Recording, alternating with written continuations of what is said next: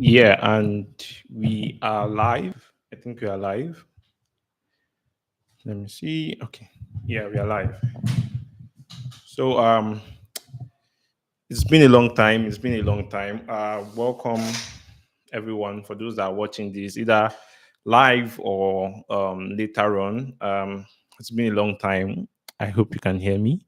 It's been a long time. I've done anything on this channel when I mean, in terms of posting, in terms of uploading, in terms of even engaging. It's been a long time, and I mean, there's there's an explanation for that. So just hold on. I sort of I think when last did I post? I think I I posted like twice. I posted twice this was it last year or so thereabouts. Not last year. Yeah, I posted once this year. I've posted once this year or so. But I was a bit consistent last year until I moved to my place. I left my father's house actually, and I moved to my place. So the moving, the um running around, the setting up, and it just took a lot of time. And then work. There was a lot of work. Like I mean, my the work I do, my job basically, there was a lot of things to do. So that was one of the things that sort of limited my ability to put out content as much as I loved to put out. But I know I love communicating with I love communicating with us.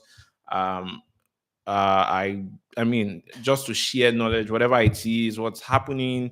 But sadly, I couldn't find time to do that. But now I've put my feet on the ground that I'm going to definitely do better. Okay. If you're just joining, welcome. I see someone is already with us. Welcome. Uh, yeah, so that's what's been happening with me. It's been a roller coaster, moving, trying to figure out the direction of the channel, because I think when I started the channel over, I think that was 2019. We first started with online safety content, scam content, like online scam content and awareness creation, until I found myself in the cybersecurity pathway. Then it started to go to teaching, like the course of the channel started going to teaching people cybersecurity, how to be safe online, how to get into the cybersecurity career and all. But I think I want to do more of that and even better. So I'm going to announce the direction with to which the channel is going to go. Um, so I'm going to give some channel updates later on.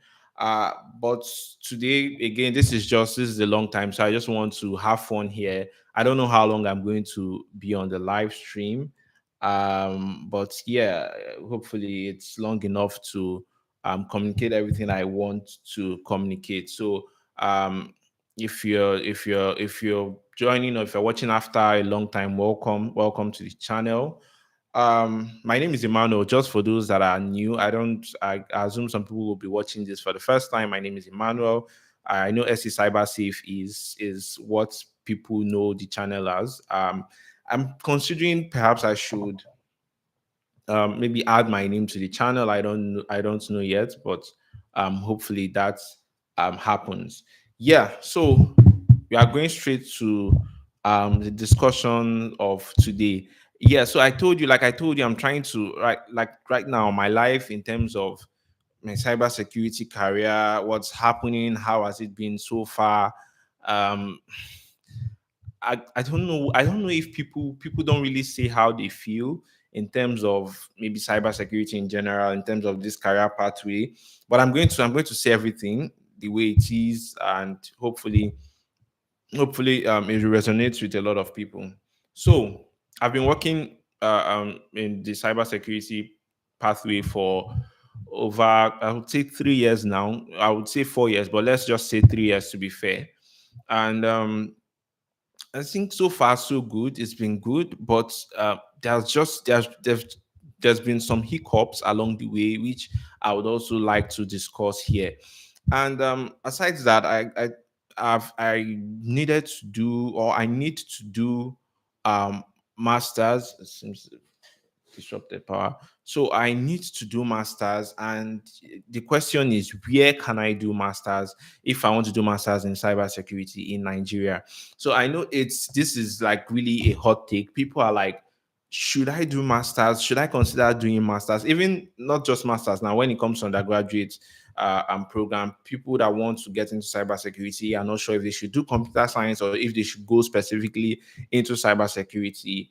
Um, and I mean, it's some people say go to computer science or do computer science so that you have the overall knowledge of computer science instead of just doing cybersecurity in your undergraduate level. So, cybersecurity, in my own take, should be a master's program, or that's for Nigeria, except those abroad, because obviously abroad they even do things relating to computer science in their secondary school or high school, which sorts of prepares them for whatever cybersecurity is going to offer in undergraduate. So they are prepared. But if you're not if you're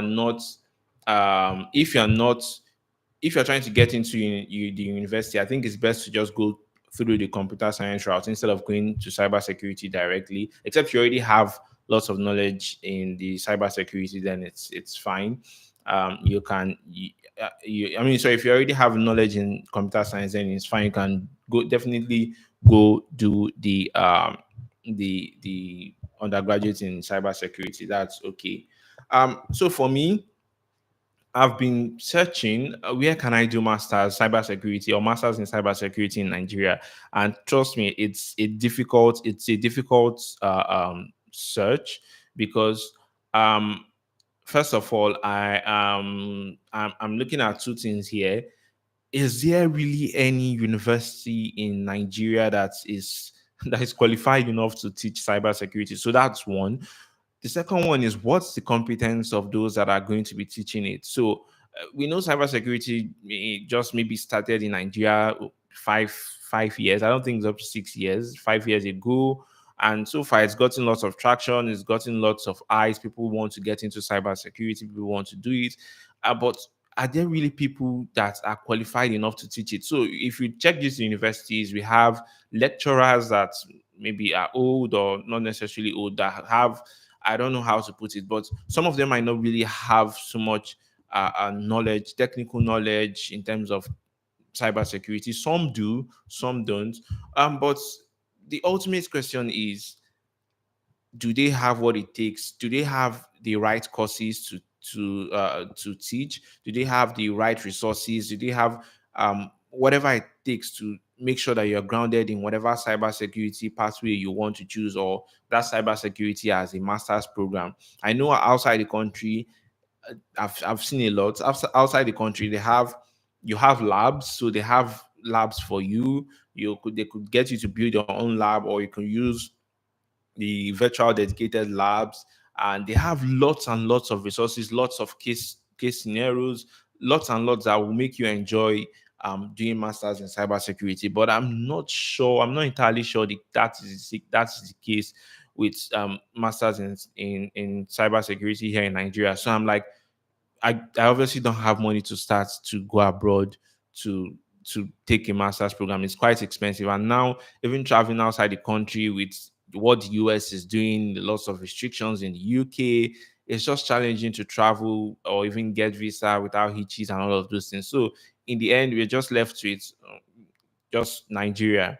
So the question most people have always asked is, should I do masters in cybersecurity? Is there really need for it, or should I just continue with my certifications? Because certifications, when you take certifications, you get certified in that whatever pathway. If you take a CEH exam, you're a certified ethical hacker. If you take a CTIA, you're a certified cyber threat intelligence analyst. If you take whatever it is, those are specialization certifications, and the course content is always really in depth compared to what we have here in in whatever you would have in your masters here in Nigeria. I'm sure about that, because I've asked people that have done masters in cybersecurity in Nigeria, oh, which school did you which school did you did you do your masters in? How was it and all?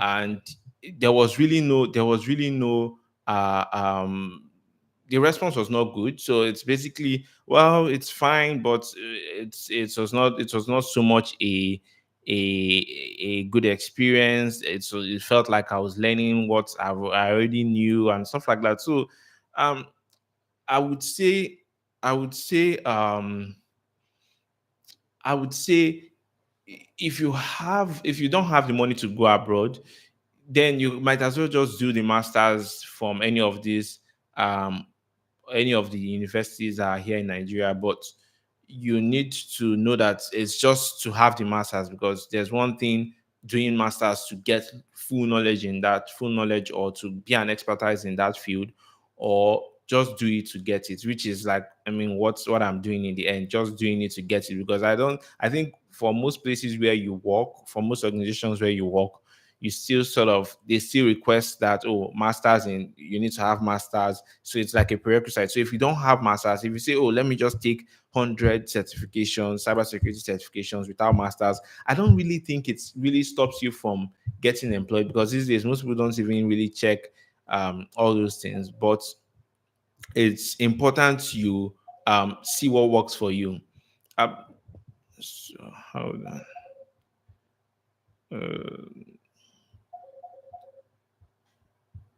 Okay, okay.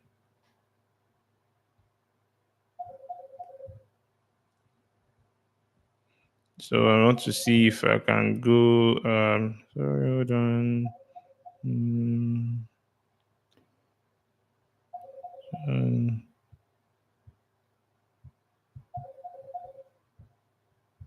how do I even go on a break on this? Sorry, I'm receiving a call. I'm trying to go on a break here. How do I go on a break? This is a fast. It's been a long time. Um,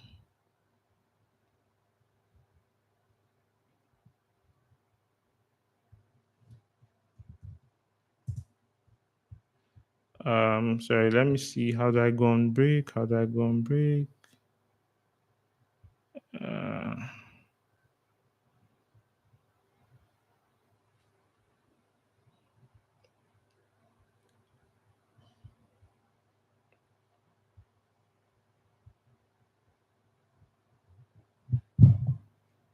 Sorry, guys. Give me a moment.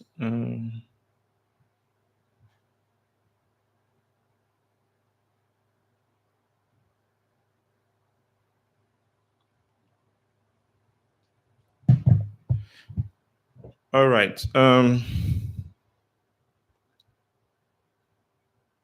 Sorry. So if you're joining, okay. This is another question. Sorry. Let me change this. Let me change this. Confirm.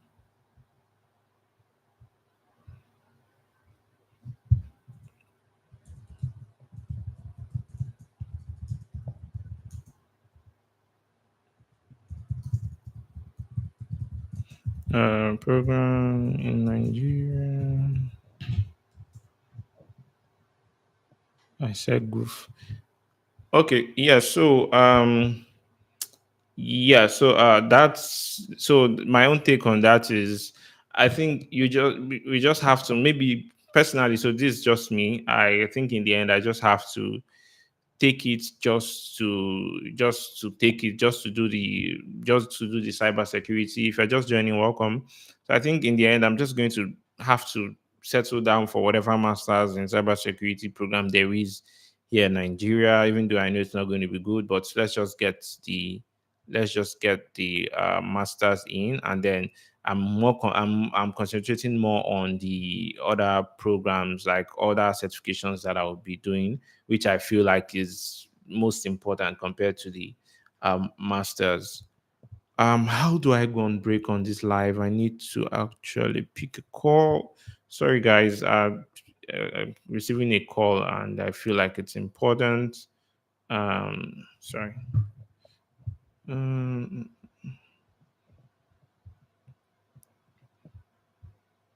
how do I go on break? How do I go on break? Uh,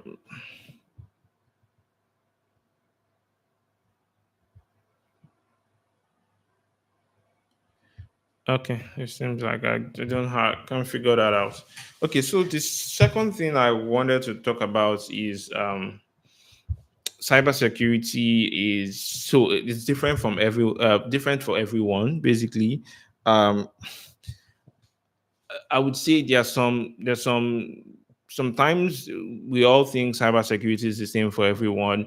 You want to get into cybersecurity, you want to do cybersecurity as a course or whatever field, if it's GRC, if it's penetration testing, ethical hacking, cybersecurity analyst, SOC, you want to be in the SOC, whatever it is. I think it's actually different from for everyone. One, it depends on where you're working, where you get a job. If you get a job as a cybersecurity professional in a bank, it's different from getting a job as a cybersecurity in a cybersecurity consulting firm or organization or a tech organization. So what they do is sort of it's a bit different, and how they approach cybersecurity is a bit different. But one important thing is in whatever cybersecurity pathway you choose, I think it's important to you need to make sure that whatever you're doing, you are always learning. If it gets to a point where it feels like you're not learning, then there's a problem. I personally, I feel like that has been it could be challenging, or it has been a challenge for me, where it just feels like so I've some people have left me in terms of cyber security, or maybe I'm not learning something new. It happens. Let's I'm being truthful here. So it happens when it feels like you are not learning anything new, or you because basically cybersecurity is you're using some solutions, you're using cybersecurity solutions maybe over and over again. You keep on using the same tools, and if the tool you're using is not one that involves you doing some research while using those tools, and then you just see yourself going around the circle. You're just doing the same thing over and over again, and then at some point you lose the love for what you're doing. So I think in whatever cybersecurity pathway you choose or wherever you choose to work, at every point in time, make sure you are learning something new. So I'm the type of person that I love solving problems. So if I'm not seeing enough problems where I am, or if whatever I'm doing in whatever cybersecurity pathway I am or I'm doing, if you're not giving me problems to solve, if I'm not seeing something that I can say, oh, I need to solve this problem, or how can we solve this problem? There is a new threat that is out there. How can we identify it? How can we remediate it before it hits? Or so if there's no problem, I don't really get excited. So I need to see problems. I'm that type of person that um I could I could I could not go to bed until I've solved that problem. So let's assume there's a problem that we need to resolve, and we call a meeting. Oh, let's gather and resolve this problem. We could gather to resolve the problem. We are in the meeting 2 hours, 3 hours, and we've not resolved the problem. I don't mind staying there 10 hours until we resolve that problem. Some people might be, oh, let's call it a day.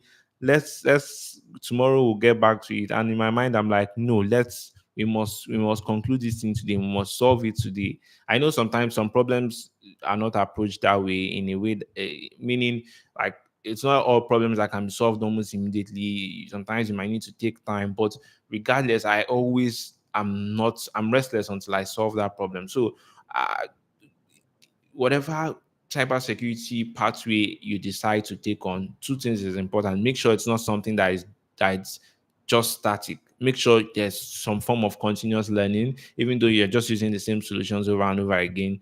Find a way to learn something new. It's always difficult because in most of the time, if you're working in a cybersecurity capacity, you're always at work. The time for learning is limited to weekends, and we all know Nigeria, the time is usually not enough, because weekends there's always one party you need to go for. Even if there's no party, there's some chores you need to do. There's just something that would require your time. So the only time we actually have to learn anything new is during work hours. And that's why I said, if there's no problem that requires you to learn something new, or if whatever solution you're using does not require you to learn something new while at work, then it's going to be challenging to do anything outside work, because you might go, you come back late, especially for those in Lagos. You go to work, you come back very late, or even if you're working from home, you finish 6 p.m., and where's the time to do any other thing? So it's really important to make sure that whatever you are doing, whatever pathway you're doing, you are learning something new. So that welcome if you're just joining. So that's my own take on why cybersecurity is sort of different for everyone. Yeah. So there's one thing I want to do, because like I said, it's gotten to that point where I feel like I'm not, even though I feel like I'm learning something new based on my role, my job role, whatever I've been doing requires. Sometimes you need to solve some problems. You need to, yeah, learn something new. But I feel like it's not just enough, and I need to do take some other personal steps forward also on my own. So I think there's one thing I want to do on this channel. So this is like an update moving forward. It's going to be learn with me. So it's like I'm going to be learning, and those are also interested to learn along with me or alongside me would also have that opportunity. So it's going to be lots of learning in cybersecurity. So I know my people have different pathways or whatever they want to do, but I'm sure whatever it is, even if it's a generic stuff in cybersecurity, we could work on a project together. Whatever it is, I've not really. I know we're going to start sometime in April. I will also announce that in my community session, some community posts. So if you're not subscribed, please do well to subscribe. We'll be doing so it's going to be a 1 month in depth, and even after the 1 month, we could go ahead if the turnout is good, and if we are also learning. So we would learn a lot of things. We would set up labs and do a lot of things. I hope I hope definitely I'm going to commit to that. So yeah, that's one that thing I want to announce, that, like an update to the channel. So you'll see more frequent posts from me relating to cybersecurity. I know there are some people that joined the channel because I was discussing online scams and all. Um, I think right now the online scams and all those things have sort of reduced, or maybe I'm not just focusing more on it. But I think regardless, I mean, I always create awareness. That's like what I'm supposed to do. So if there's something that needs to be, if there's an awareness that needs to be created, definitely I'll create a video. I'll create the awareness on whatever topic it is. So if okay, welcome, Michael. Michael said, "Is cybersecurity really that worth it? I'm kind of worried about jobs about it." Yes, so that's a very interesting topic or question. Um, so cybersecurity in Nigeria is like any other, job. Um don't let anyone tell you, oh, it's so special and everything. There's really nothing special about it. It's like any other stuff, any other job. It's just you need to, like I said, I've done videos about it. You need to know why. You need to know what cybersecurity is about in the first place. Once you know this is what cybersecurity is, and you have passion for some of the things in that cybersecurity or whatever pathway you decided to go through, then you can pick it up. There are jobs there. There are jobs available in cybersecurity. It's not like there's no job.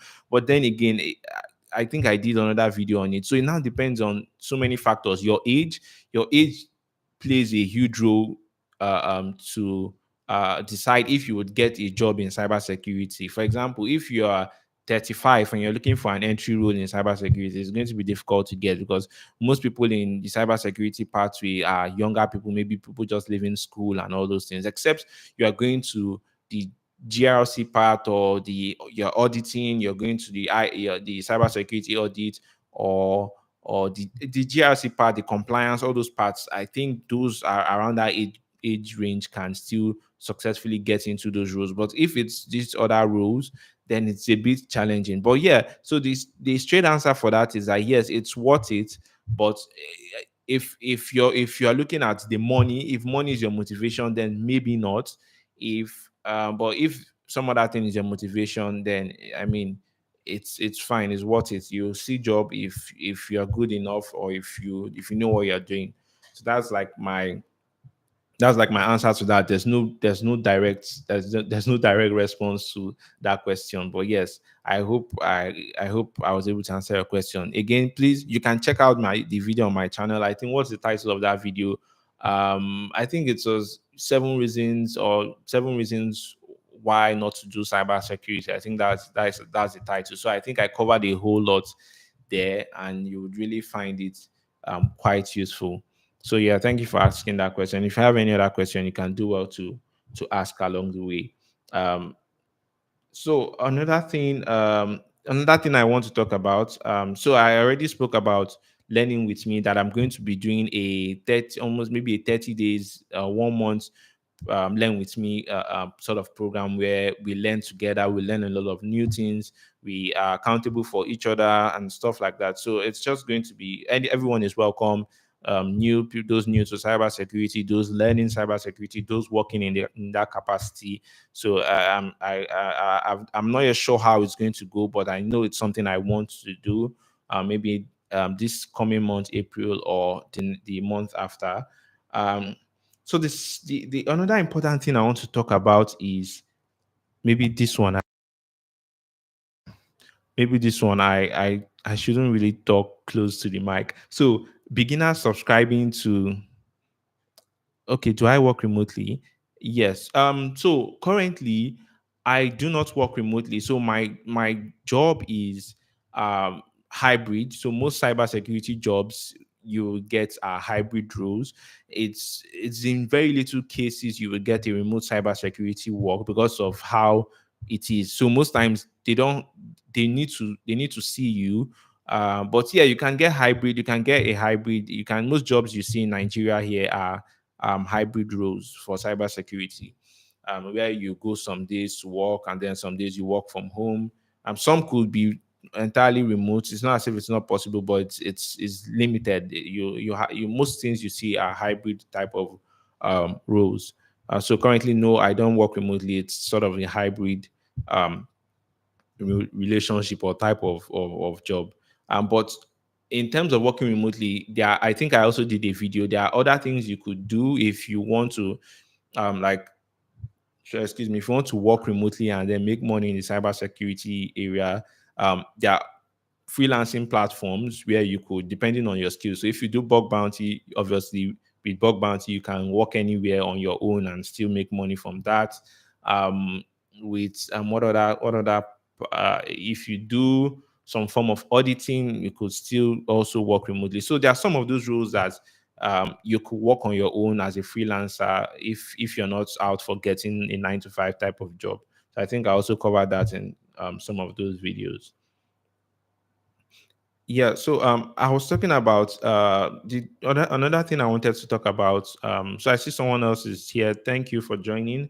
Welcome. So another thing I wanted to talk about, which I think I like I said, I didn't want to speak into my mic, sorry, because I feel like so many people don't want to hear this. But a lot of beginners subscribing to paid cybersecurity training. So that's what we keep seeing. And um I mean, it's not bad. So there are lots of cybersecurity training out there for beginners. Come and join. Pay your 200,000, your 50,000, your 80,000 to get this training. Um, is it wasting of money, or is it something that I would recommend? Well, I wouldn't say I would not recommend you doing a cybersecurity training for a beginner, because then you are getting sufficient knowledge. You're getting One thing you're getting from those trainings is that you get someone to hold your hands, to show you the ways, to answer your questions, to help you when you have challenges. For example, you want to set up a lab, and then, or you're setting up your lab, and for some reason you're having challenges with that. The tutors or the trainers or whatever organization is hosting that training would help you with that, to say, oh, this is what to do. So they'll hold your hand along the way. Um, in comparison to you just learning on your own, maybe watching videos, which is fine, but it's going to be challenging, basically. So except you're resilient and you've told yourself that I'm ready to learn the hard way, then I think it's really better that way. When you learn on your own, you get lots of knowledge by yourself, you solve lots of problems by yourself. If there's anything you can't figure out, you go to YouTube. For me personally, sometimes when I have a problem, maybe I'm installing something and then I'm running into a particular error, I can go to YouTube and watch almost 20 videos just to get a solution. What happens is that as I'm watching those videos, I'm getting certain knowledge, and it's also impacting what is giving me knowledge basically. So it's not bad. So the answer to this is it's not bad if you would actually stick to the training, because what I've noticed is that most people that subscribe to some of these trainings, they just end up wasting their money, because why would you pay an amount of money and yet not show up for class, or you pay some amount of money and then in the end you're not taking it seriously? So that's the challenge. So if you know you would waste your money, if you know that you have challenges committing to things like that, then it's better to just learn at your own pace. um, but I know some people want accountability. They want someone to say, "Oh, this is the assignment to do next. This is the task to do next." I'm that type of person.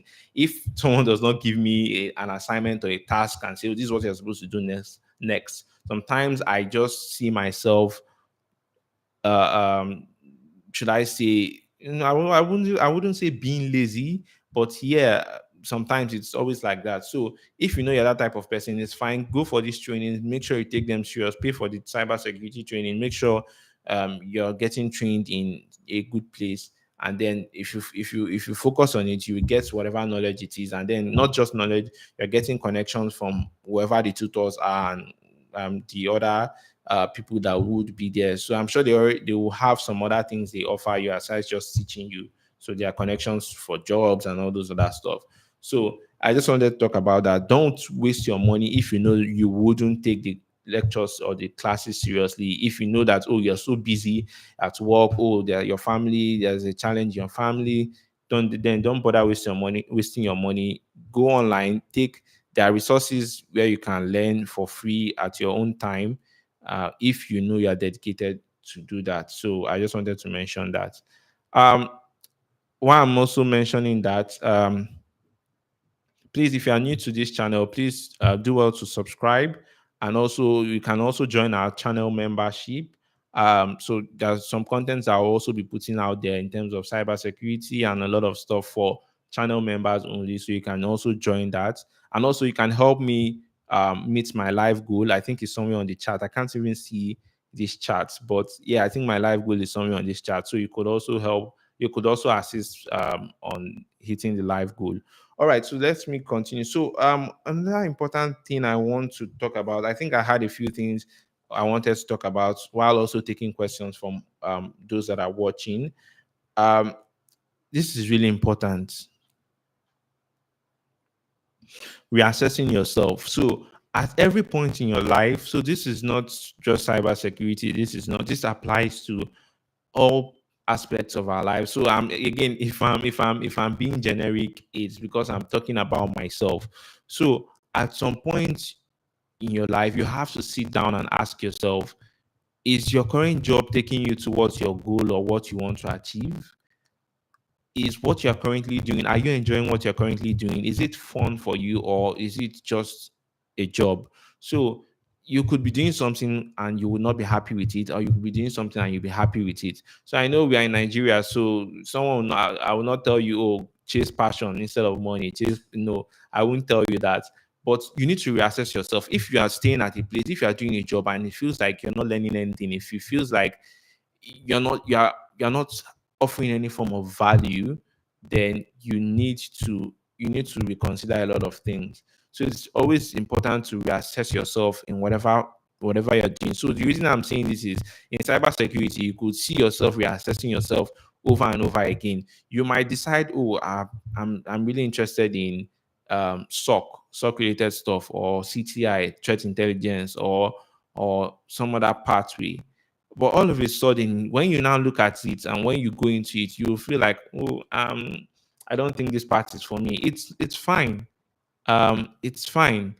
You can you can decide to move to another cybersecurity pathway. Nobody is going to have your head for it, because you can get on it. You can get uninterested in something. So I think it's really important to know that you assess yourself. So Michael said, "How did you get your first cybersecurity job?" Um, so that's really an interesting question. Um, my first job actually was a yes, it first started as a cybersecurity, a network and security intern in a microfinance bank. That was like my first cybersecurity job. So I think I can't remember how I got the job, but I think I was when I was ready to apply for jobs after my after serving, I started sending emails to people that were requesting for CVs and all. And in the emails I was writing, I don't mind volunteering, because at that point I was still young. I didn't really care much for money at that point. I just wanted to let me land a job first in something I like in cybersecurity. So I don't mind if I'm volunteering. I don't mind if you're just paying me transport or stipend. I was still living with my parents. So I know my parents will at least I have where I would eat if I get home. So I didn't really need money at that point. What I needed was to get the knowledge, to get the experience, to say, oh, I've gotten a cybersecurity job and I'm working somewhere, even if they're not paying me. So in all the emails I sent, I was saying I don't mind volunteering because I want to learn this. I'm passionate about this.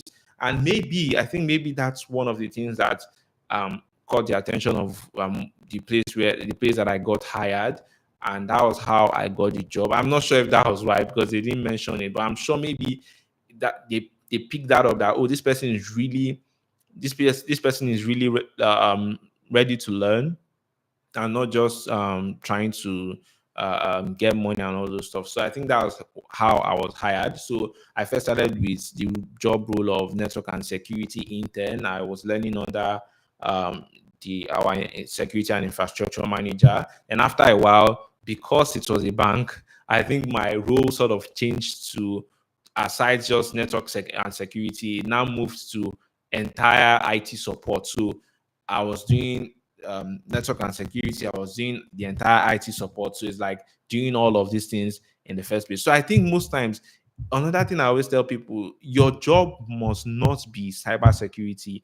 If you're only looking for cybersecurity roles and you've been looking for 1 year, 2 years, you will get frustrated and you end up quitting. So even if it's IT support, I think for most IT support, pick if you get an IT support role, if you see IT support role, you can still go for it, because especially when you don't have any working experience in any IT related stuff and you see IT support roles, you could still go for it, because what it helps you is that it gives you lots of knowledge in operating systems, understanding everything in operating systems, which makes cybersecurity easier. And because you are the IT support, because you are the IT person, you're the one to research everything in cybersecurity. If they don't have if they don't have cybersecurity professionals.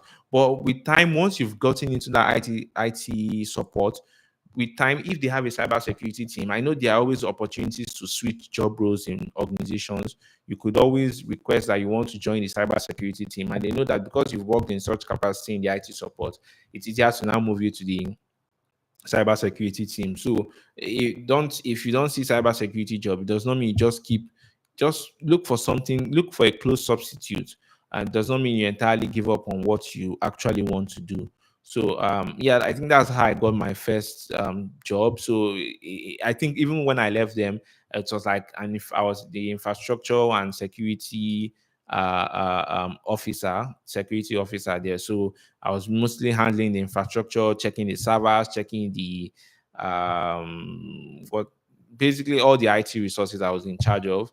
And then also in terms of security monitoring, we had solutions that monitored the endpoints or the laptops and whatever it is for anything. So I was one monitoring it, checking the dashboard, checking the anti-malware or and the EDR that was installed on all these systems. So those were small things I was just doing at that point before I left them to get another job. So yeah, that was how I got the first one. So if you are someone that's looking for a job, and I don't know your age, but if you're looking for a job and you're maybe younger than me or the same age, I think you need to know, do you mind, I don't think anyone will hire you without paying you, but they might want to pay you something small. But if your main aim is to go there and just get as much knowledge and experience, then you just have to you have to. I don't want to say manager, but you know how just see what you can work with or what you cannot work with. That's what I would say.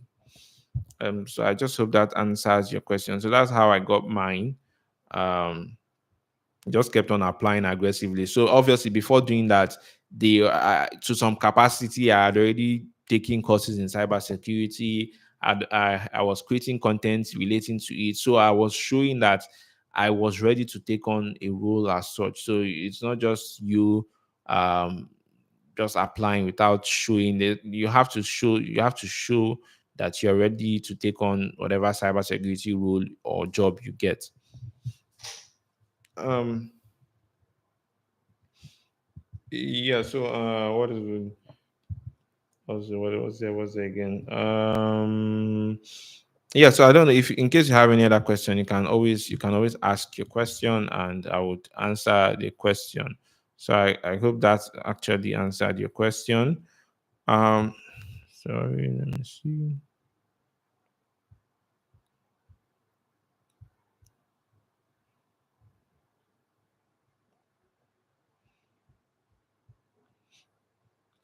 Hmm.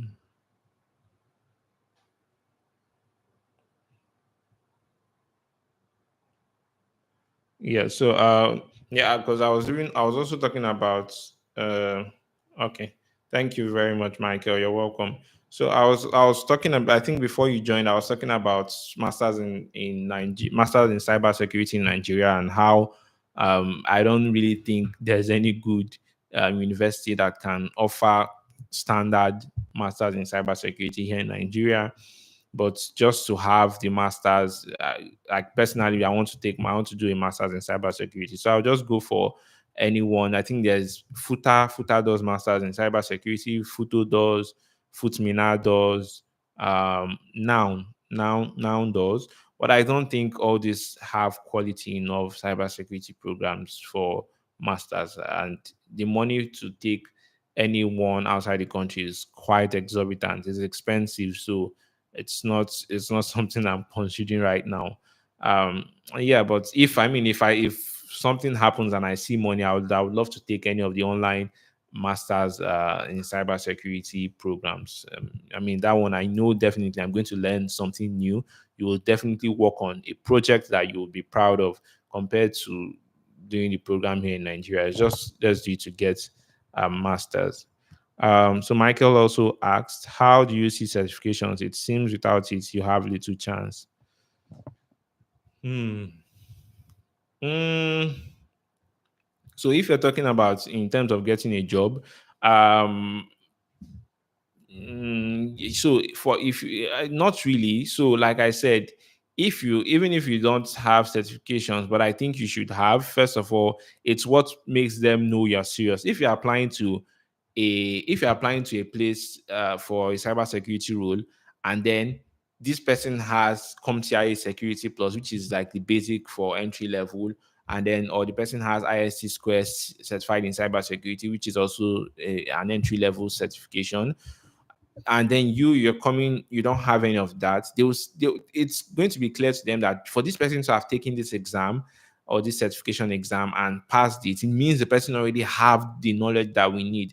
But you that don't have it, it's to be like, oh, how are we sure he knows enough? How are we sure he has enough knowledge to work in this capacity? So I think it's just best you get one of them, get the entry level. So there's CEH is, it's not so much entry level, but if you've passed your security plus, you can also take CEH, because then you're looking into the ethical hacking part. So just I think it's important. Let me just put it that way. That's the direct answer. It's important to have it. Without it, your chances are definitely little. Yes, because nowadays it's not hard. Everyone is taking. I think ISC Square is still free. And CompTIA is sort of reduced in terms of expenses. So you have to have any of those before you try applying. It's really important, because it just gives you an edge. Yeah, so I hope that answers your question. um yeah, so in terms of masters in cybersecurity here, I just think certifications could be better. instead of going for masters, because people are like, why would I waste this amount of money going to do masters when I could use the same amount to just do certifications, maybe do my CISM or CISSP or EJPT or whatever certification that there is. Yeah, but you just need in Nigeria. You know how the Nigeria is still a bit far backwards. So if you don't have masters, which is a criteria for most job roles, then you can't get some roles. You just need it. You just need to have it. So that's where I am now. I just want to have it. It's not like it's going to be of much impact or I'm going to learn anything I don't already know. But you just want to have it. So where my concentration will be is how can I get more certifications in the pathway that I've chosen? How can I get more knowledge in the pathway I've chosen? So not more cybersecurity. The masters is just let's have it and let's keep it aside. And yeah, that's it for me. But if I get money to take online courses outside the country, I know good programs that are out there in Canada, in Australia, online courses in Germany. Definitely, it's something I would go for. Uh, Yeah, so I'm just yeah. So I think I've covered some of the things I wanted to discuss. The channel, I'll do my best to put out more content.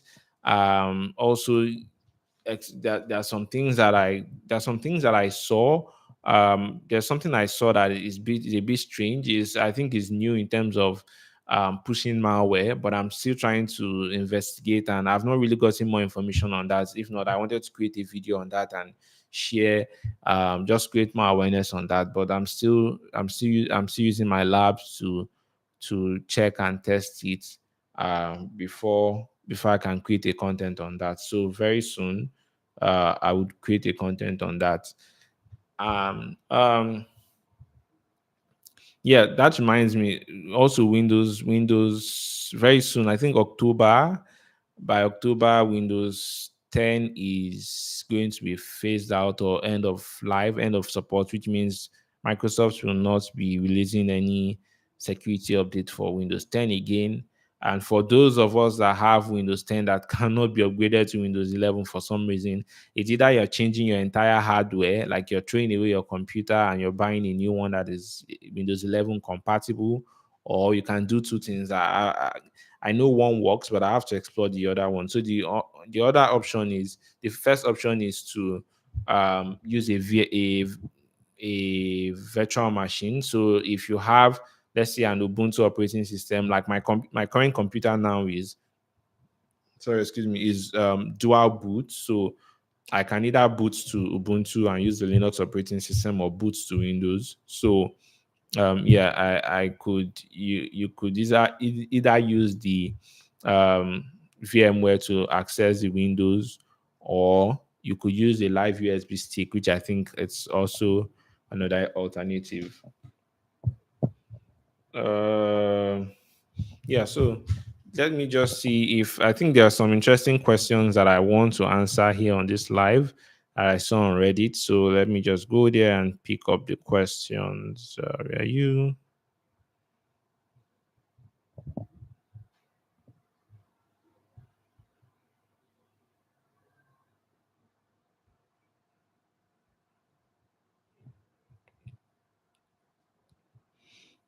Mm, mm, mm, mm, mm, mm, mm, mm, mm.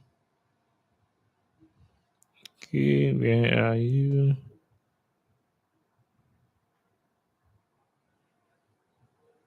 Okay, yeah.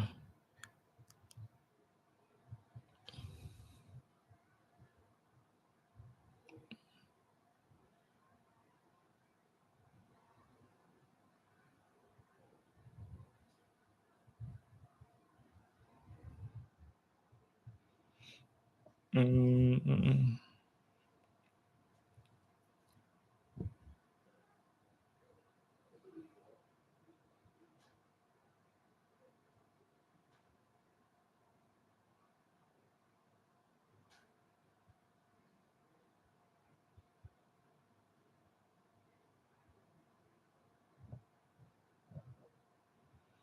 mm.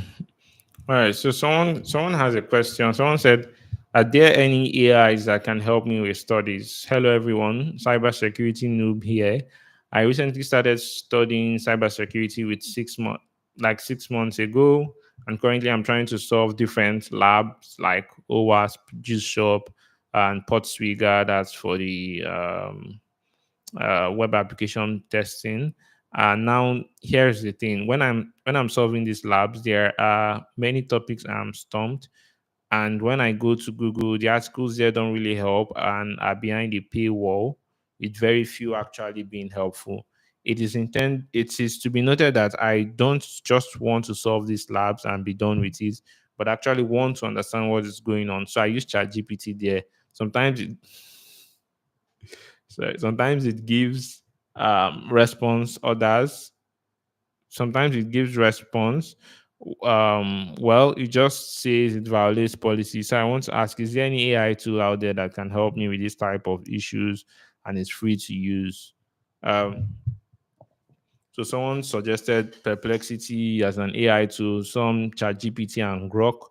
In this case, I think it's a bit challenging to use. You could use AI, but you need to be conscious about AI hallucination. So sometimes AI could clearly give you a wrong response to a query or a question that you have. So anyone that is learning something needs to be careful, just so that you don't learn something wrong. So I think searching online, searching websites for something like that will give you better knowledge compared to using AI. Hacked yesterday. Someone keeps trying to. Okay, so I'm just looking for some other question. Um, okay, someone said beat defenders and other antivirus capabilities in Android phones. So based on what's possible for a third-party app in Android 14 and up, is antivirus like Bitdefender for Android capable of implementing its web protection to scan web traffic in real time for all supported web browsers and all non-web browsers app? So basically, I think Bitdefender, which I use, is a really good antivirus, anti-malware solution for all type of devices, for Android, for iOS, even for your Windows and whatever operating system. I think they are really good. But definitely the main thing is none of this can save you if you don't do the right thing. So sometimes it's not just enough. So I think the person is looking for something that can help him detect real-time threats in browsers when he tries to access a website. So I think Bitdefender is really good. I've been using it, and I also recommend that. Michael said, "What resources did you learn from?" So I think the best places, or the place that I learned from, that's actually a very good question. So I think mostly for me it was Udemy. So Udemy and YouTube. So Udemy, YouTube. The Udemy was paid courses, obviously not free courses, but I think the paid was affordable type of paid. So Udemy had lots of paid courses with people that actually knew what they were doing, and then also YouTube. But I think ultimately, the best way to learn is to pick up a certification course to do. So if you are getting started, you pick up certification in Security Plus. With that, or A plus, or Network Plus. So with that, you are learning. So as you are learning, because you have to write an exam to pass and get the certification. So that way you are learning. So it's in your mind that you've paid. So I always say pay. Once you put your money in some things, you always have it in mind that, oh, something is at stake. Especially those type of certification courses where you have to schedule your exam. Let's say you scheduled it for 6 months ahead. So in your mind, you know that you have an exam coming up in 6 months. So you keep on you keep on learning, you keep on striving to learn something new. So yeah, just the best way is to pick up a certification course and then use the learning resources to learn through that. But personally, I started with Udemy, paid some paid courses, and then I moved to YouTube also, and then eventually I took a certification course or some of the free. There are some free certification courses like all these Google. free Google cybersecurity and all those other ones. So yeah, those are the resources that I use. Any resource, anyone I was at that time, there were lots of free resources, so I just jumped on all of them, took all of them. So you can use any of those things to learn actually. So someone asked a question here. I hope that answers the question, Michael. Someone asked the question here. He said, could PC malware spread to my phone? So he said, a month ago, I ran a cracked software on my PC. Why did you do that? Why did you do that? And it turned out to be sorry. So this is really funny. It said a month ago I ran a cracked software on my PC. My question is, why did you do that? And it turned out to be malware. Lesson learned. After 2 days, I noticed emails about several of my account passwords and associated emails changed. So I immediately changed my emails passwords from my phone, logged out all unknown sessions, and set up 2FA. Then eventually I was able to recover all my accounts. I also did a clean install of Windows. That's on his laptop. But the thing that has been bothering me is this. While the malware was active on my PC, I connected my Android smartphone to my PC using a USB cable to copy some pictures and documents. I used my phone's hotspot to connect to the internet on my PC during that time. I had no idea there was a malware in my PC back then. Could the malware have somehow affected my phone as well? I didn't notice any weird behavior in my phone, and emails and other accounts don't show any suspicious activity ever since. I did use my phone to secure all my accounts, by the way. My phone isn't rooted and developer mode is off. I also scanned my phone with two different reputable antiviruses and nothing came up. And like I said, it's been a month since all this happened. So my questions are these: should I factory reset my phone? And I use my phone's hotspot to connect to the internet on my PC. Could my phone's hotspot be affected in any way? Well, so for example, now if your laptop is infected with some form of malware, and then you connect your phone's USB to your laptop, to maybe you want to send a file, a movie, a video, whatever it is, there's a possibility. So it depends on the type of malware. Some malwares are just written for OS, for a specific OS. Like this malware only works on Windows, or this malware only works on Mac, or only works on Linux. But there are some malwares that are OS agnostic, which means no matter the OS, they will infect it if it's Android, or uh, um, if it's Android, if it's iOS, whatever operating system. The moment you put it, I think they call it, is it metamorphosis, or I can't remember the exact word, but it can easily the malware code can easily rewrite itself to affect whatever operating system it sees. But those are complicated malwares that I don't think I don't think this person or I don't think this person must have encountered. So and since the person has already scanned with two antiviruses, I'm assuming paid ones or free ones, I think the person should be fine.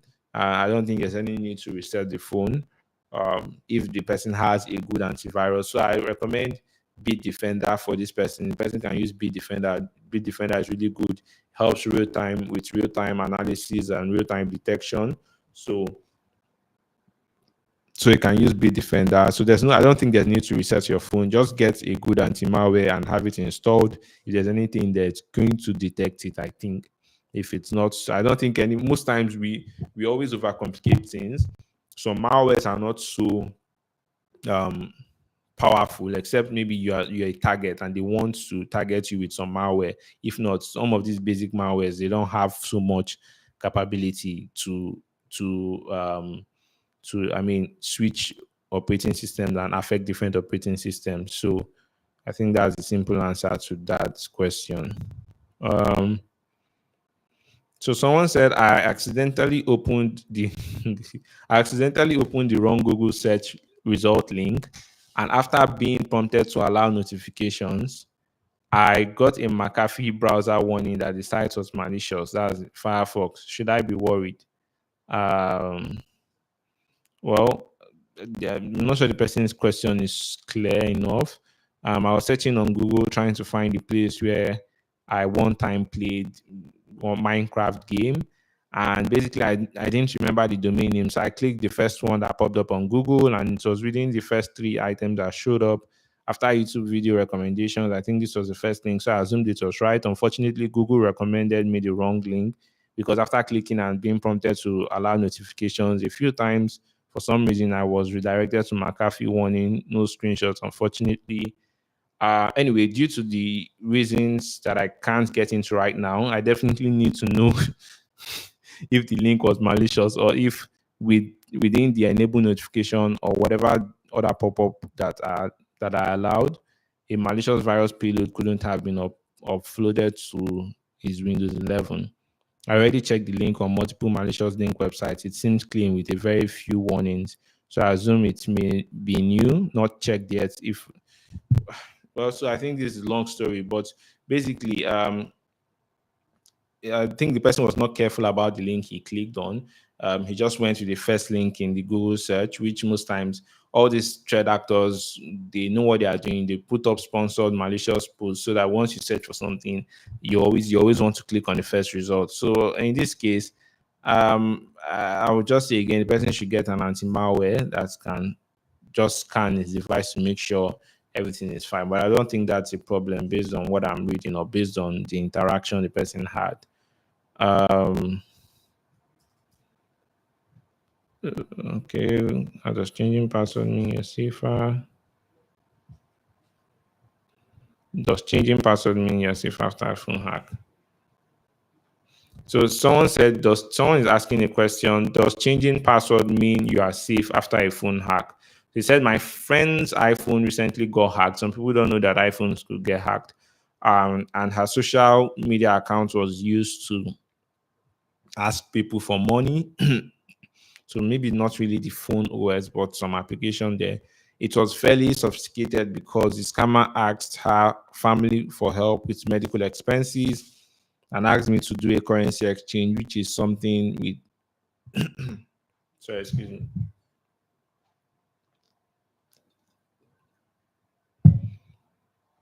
Um okay. My friend's iPhone recently got hacked and her social media account was used to ask people for money. It was fairly sophisticated because the scammer asked her family to help with medical expenses and asked me to do a currency exchange, which is something we had done before. I didn't think much about it because I already had her old bank account information, and the scammer said it was fine to send it to that account. Once she posted she had been hacked, I filed a police report, and the bank account was frozen with my money, with my money still in there. My friend, my friend has video called me to verify she changed her bank and social media password, but I'm not sure if the scammer is able to see the new passwords or make new ones. What's all do you what do you suggest needs to be changed? I'm afraid once the bank account is unfrozen, the scammer will proceed with whatever they plan to do with all the money in there. Um, so again, I don't really think the iPhone was hacked. It's just more of a scenario of one of the applications there being compromised or something like that, rather than the iPhone itself or the operating system being hacked due to a vulnerability or something. So uh, I think this person is just scared for apparently no reason. I got hacked, but now I know the email.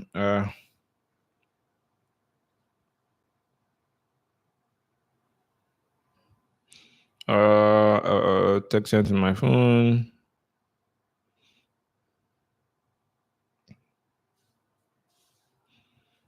Um, can I get hacked opening an old phishing email? So I just opened an email from a few years ago, specifically 2021, on accident while trying to find another email. It seemed like a phishing email pretending to be Microsoft, but I can't be sure if it was a phishing or legit. The email was blah blah blah windows.com. It just said your Microsoft account is waiting. All I did was open the email. The images were not fully loaded.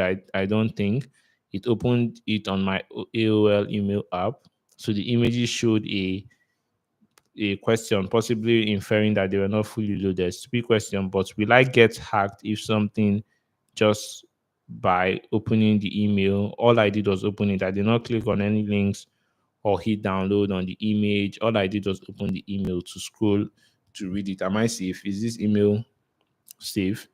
So and if you just opened an email, a phishing email, like you got it in your inbox and you just opened it, it's highly unlikely that you get hacked. You can't get hacked that way if you don't interact with something in it. So it's either you're clicking a button or an image or a link. That's one way to get hacked. But if it's just to read it, um, I don't think you can get hacked that way. And the person, I think the email that the person is assuming is phishing, I think is actually coming from Microsoft Windows.com. I don't think Microsoft will allow anyone to have that domain. So I think Windows.com is actually a Microsoft domain. I'm not sure, but I think so. Windows.com. I don't think Microsoft will allow anybody to just randomly have such a domain. So yeah, person is just scared. I keep receiving email. Uh, sorry, some of these questions are quite funny. Um,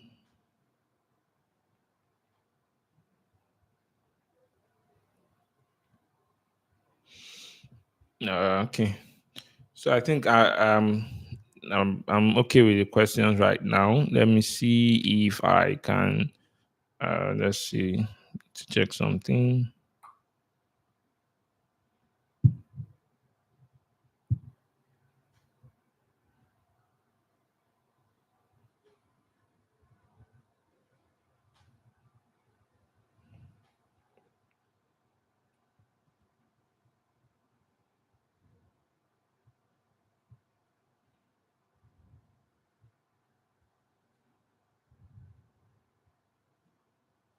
Mm,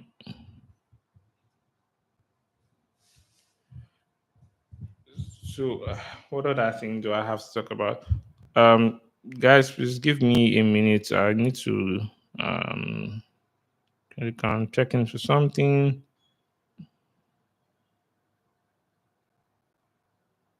Okay.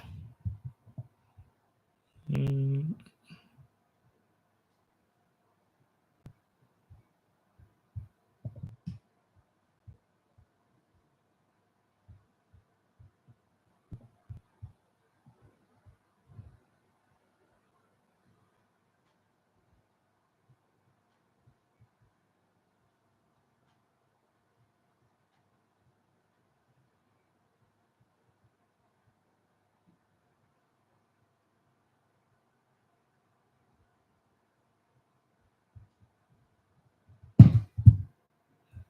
um,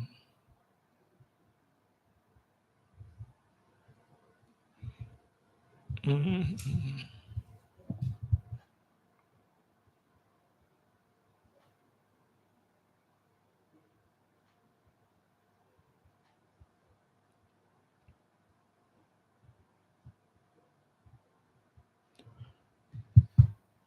Okay. So I don't know if there's. See, I'm trying to see if there's something I've not covered. I see one person is just joining us again. Welcome. Yes, I think I've covered a lot of stuff on the live. I'm trying to see if there's something else that is I'm sort of missing. But if you have any question, please feel free to ask on the chat session. Um,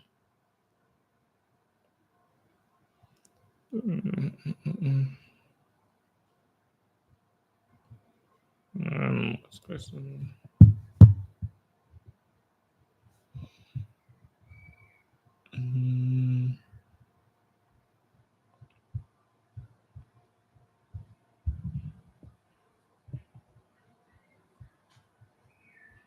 How do you go on bridge? Yeah.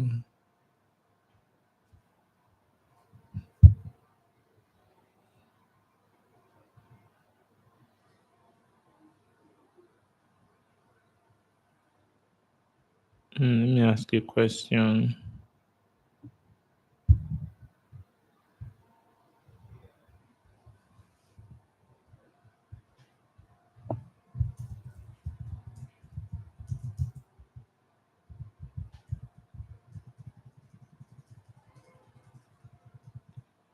Mm,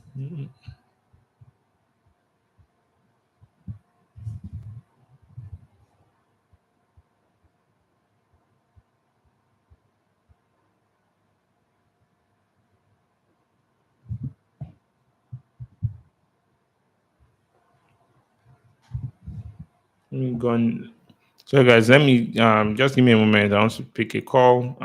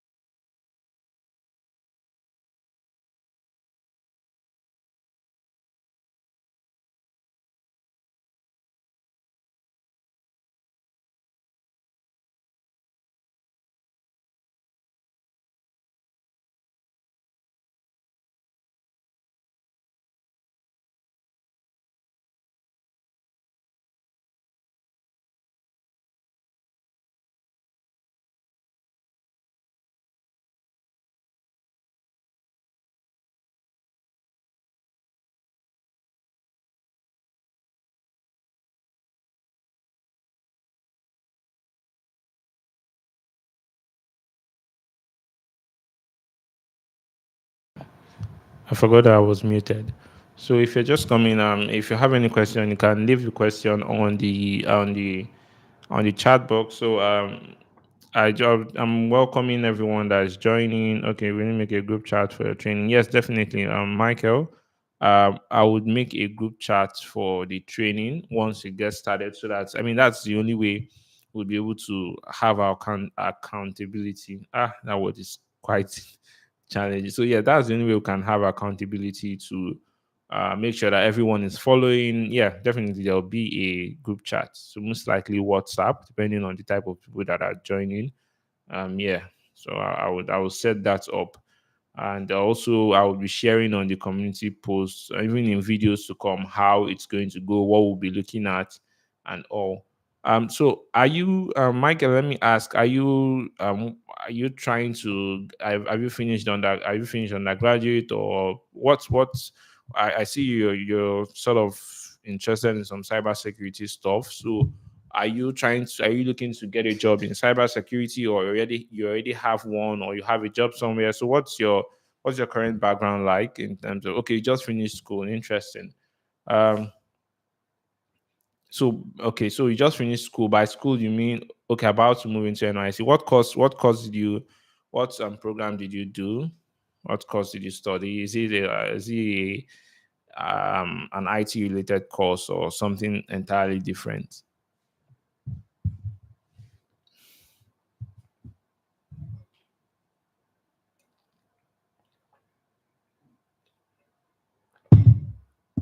Sorry. About to move into NYC. Okay. So I think this NYC period is going to be a good time to actually even get a job, a cybersecurity job. I think mostly, I think some banks, I don't know if banks hire, I think some banks hire some NYC um, p- uh, uh, uh, personnel to work with them in some capacity. But I think mostly all these IT firms, IT companies, and good, or those that do something cyber security related would love to have you um do your NYC with them, like your PPA kind of stuff. So you did, okay, yeah, you did is it elect, or how do you call it? Electrical and electronics engineering. I'm good with embedded programming, Python. That's, and a little bit of a game dev. I think at some point in my life, I also, this is really a really is a good course you did, really. At some point in my life, I also wanted to be a game dev. I was a game dev, so I developed some games. I remember when I first used, what's the name of this one, sprite to the platform. I can't remember it. I also used Unity. I used Unity. I used them. Which other one did I use? So even I was creating characters on my own using Blender and all those things. So at some point I would explore. I think at my old age like this, I would say I've explored um lots of paths or pathways or career pathways. I've done game development. I've tried exploring robotics. I think robotics was quite fascinating. Like I was like, how did they get to build all these robots in a way that they could move themselves? They know when not to hit something. So I was fascinated, and I actually learned robotics because then the AI was just coming. I think 7 years ago, AI was the name AI just surfaced 8 years ago, I guess. So I was really interested in AI robotics. So I was trying to see how I could go into that, but I didn't know C plus plus and C sharp. I think it was this C sharp or C plus plus, which was one of the C languages. That was what was required for me to get into robotics and even game dev, because most of the code you'll be writing, whatever you're writing is either is in C language, either C plus plus or C sharp. I can't remember which one. So, and I was not ready. What I was familiar with was Python. That's what I learned in school in my undergraduate level. So I just I mean I how do I put it? I was not ready to start learning C sharp or C plus plus. It just looked daunting that I'll start learning everything from the beginning. And even though with the way programming works, with little knowledge in some other programming language like Python, it's easier to just find a way. But for some reason it just couldn't enter. So I think that's why I said, okay, let's try cybersecurity. I already know Python, so that's sufficient for me to be able to maybe read any code or do any scripting if I wanted to do something in cybersecurity, like scripting or whatever. So I said, okay, I'm fine with this, but to start learning C plus plus or C sharp from the beginning, I just said no way. So I think that's how I dropped my robotics. That's how I dropped the gaming stuff that I was doing. But I've done a lot of stuff. I've done animation. I was creating animated cartoons or movies, and so I've done a lot of stuff before I settled with in cybersecurity. Hopefully, 3 years time, I'll not switch from cybersecurity to something else, because cybersecurity now, like I said, it's at some point I felt I got bored, but I know why I got bored, so I'm just trying to fix that. So you could get bored in whatever career you decide to pick up. It's just left for you to pick yourself up. Oh, even with the animation, you see.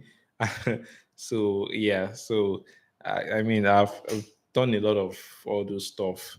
Use Blender. I was doing 3D. I was creating. Imagine creating 3D characters. Um, so it's that's good. That's good. So I think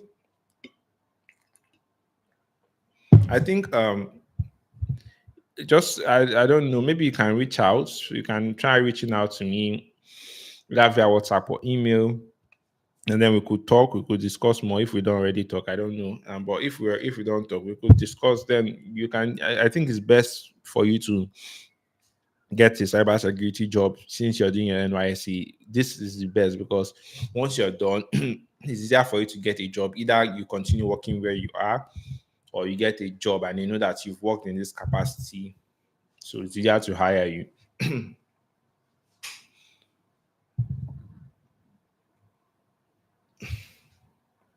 It's been a long. I talked longer than longer than 1 hour, so I don't know what's happening with my throat. So I just I keep drinking water.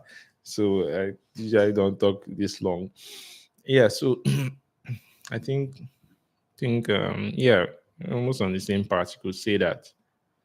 Um, Yeah, you can reach me through email, and then I would then reach out to you on WhatsApp. You reach out using info at sccybersafe.com. Info, yeah, if you send an email to info at sccybersafe.com, I'll reach out. Um,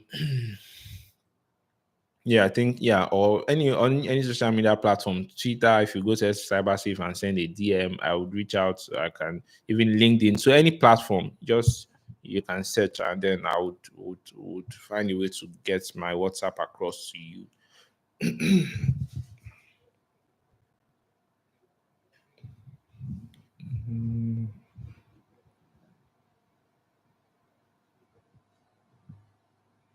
Yeah, you're welcome. Thank you. Thank you for really contributing to this live. Thank you very much. Hmm. So is there let me also ask, is there any type of content you would love to see more? Because I know there are some contents I have in mind, but let me know if there's any type of content you want to see more on the channel. And I'll do my best to put out such content. If it's educational, whatever it is, at least relating to what we do. Yeah, so just let me know. It might not be now, it can be now, or you can also let me know in the chat or in the comments, and then would consider doing such. And like I said, I would start putting out content. If you check the content on channel, you see that there have been lots of content over the years. So I'm going to just try to intensify on that and yeah, get out more content.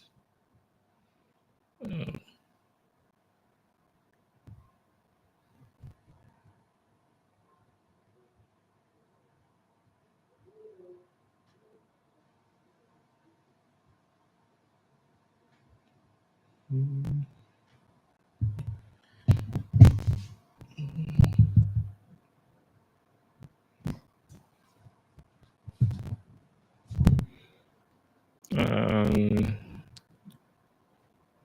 let's see.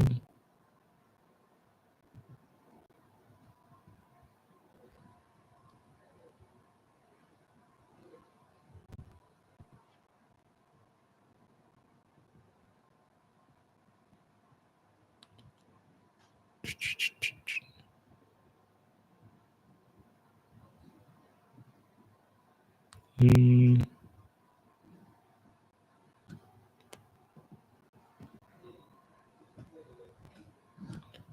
um, okay, so at this point, maybe all right. So I think at this point I'll be ending the live, and then maybe tomorrow again, I would pick up again. I think tomorrow I should have some other interesting topics. So maybe later today I could still decide to come back live. But for now, we don't have any more questions. So I can't go on right now. I don't want to just leave it this way. So by tomorrow, we'll most likely do another live stream, or on Monday, maybe tomorrow is Sunday, maybe on Monday, Tuesday, we'll have some live stream.